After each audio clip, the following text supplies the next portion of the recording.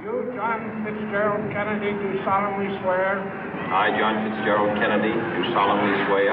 That you will faithfully execute the office of President of the United States. That I will faithfully execute the office of President of the United States. And will, to the best of your ability. And will, to the best of my ability. Preserve, protect, and defend the Constitution of the United States. Preserve, protect, and defend the Constitution of the United States. So help you God. So help me God.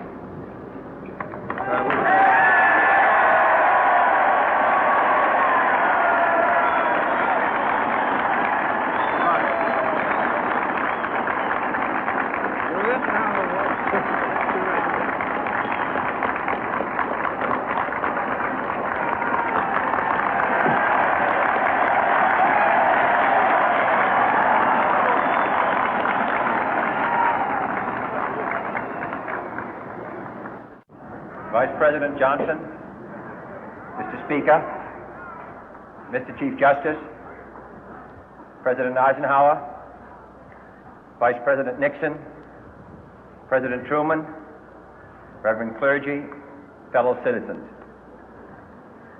We observe today not a victory of party, but a celebration of freedom, symbolizing an end as well as a beginning, signifying renewal as well as change. For I have sworn before you and Almighty God the same solemn oath our forebears prescribed nearly a century and 3/4 ago.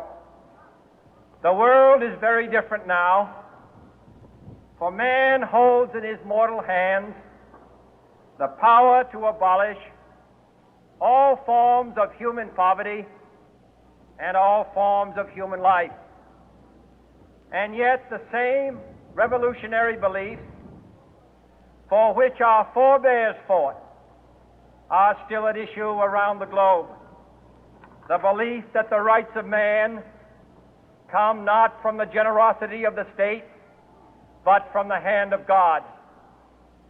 We dare not forget today that we are the heirs of that first revolution.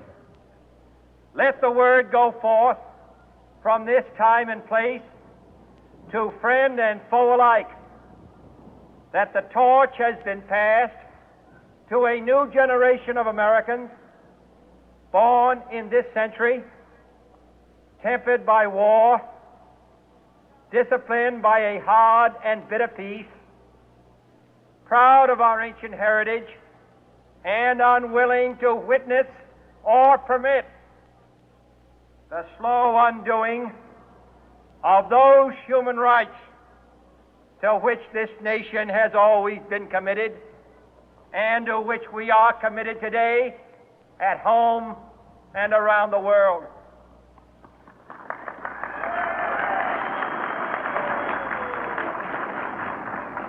Let every nation know, whether it wishes us well or ill, that we shall pay any price, bear any burden, meet any hardship, support any friend, oppose any foe to assure the survival and the success of liberty.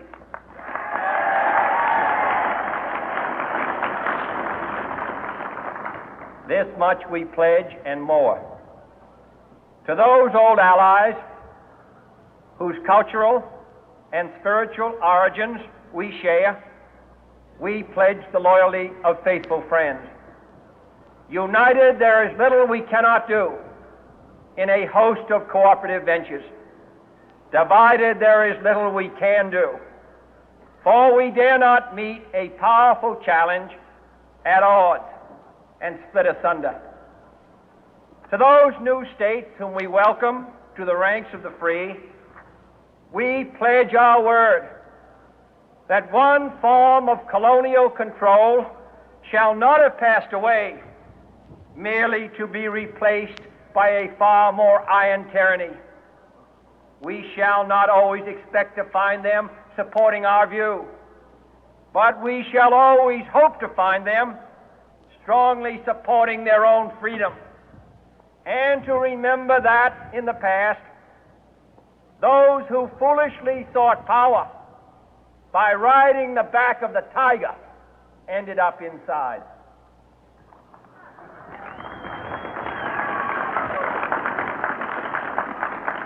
To those people in the huts and villages of half the globe struggling to break the bonds of mass misery, we pledge our best efforts to help them help themselves for whatever period is required, not because the communists may be doing it, not because we seek their votes, but because it is right. If a free society cannot help the many who are poor, it cannot save the few who are rich.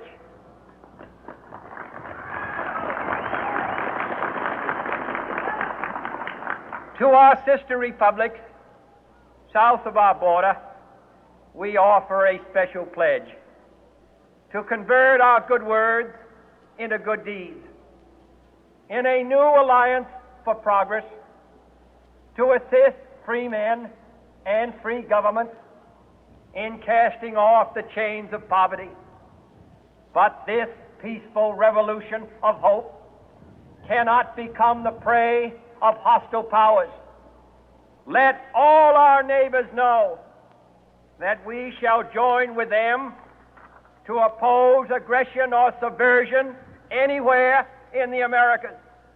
And let every other power know that this hemisphere intends to remain the master of its own house.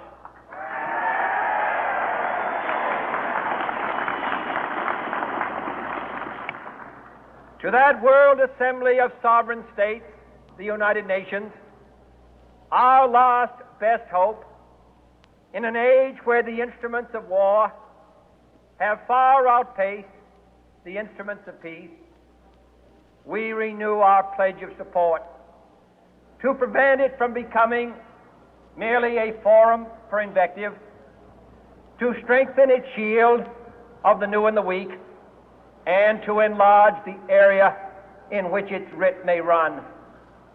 Finally, to those nations who would make themselves our adversary, we offer not a pledge, but a request that both sides begin anew the quest for peace.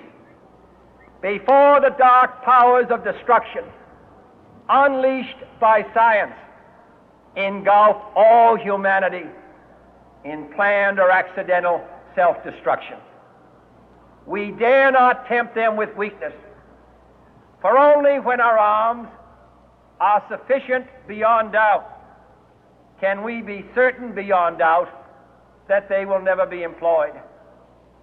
But neither can two great and powerful groups of nations take comfort from our present course, both sides overburdened by the cost of modern weapons, both rightly alarmed by the steady spread of the deadly atom, yet both racing to alter that uncertain balance of terror that stays the hand of mankind's final war.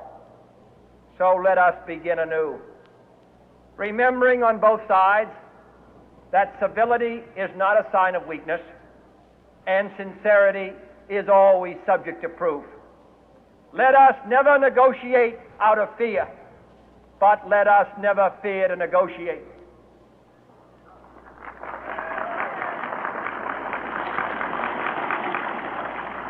Let both sides explore what problems unite us, instead of belaboring those problems which divide us. Let both sides, for the first time, formulate serious and precise proposals for the inspection and control of arms, and bring the absolute power to destroy other nations under the absolute control of all nations.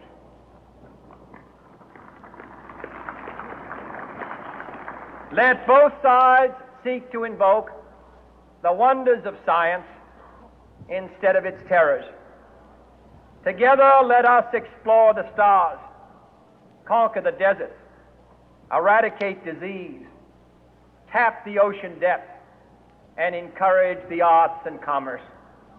Let both sides unite to heed in all corners of the earth the command of Isaiah to undo the heavy burden and let the oppressed go free.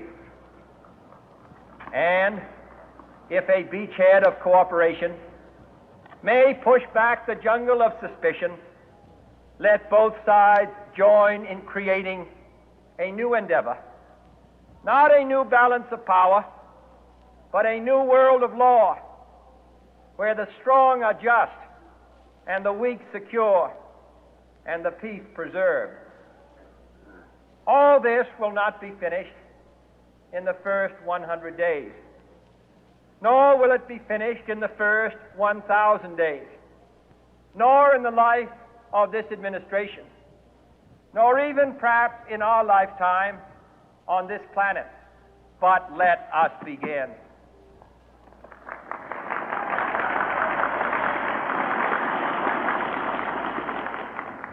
In your hands, my fellow citizens, more than mine, will rest the final success or failure of our course. Since this country was founded, each generation of Americans has been summoned to give testimony to its national loyalty. The graves of young Americans who answered the call to service surround the globe. Now the trumpet summons us again, not as a call to bear arms, though arms we need, not as a call to battle, though in battle we are, but a call to bear the burden of a long twilight struggle, year in and year out, rejoicing in hope, patient in tribulation, a struggle against the common enemies of man, tyranny, poverty, disease, and war itself. Can we forge against these enemies a grand and global alliance, north and south, east and west, that can assure a more fruitful life for all mankind? Will you join in that historic effort?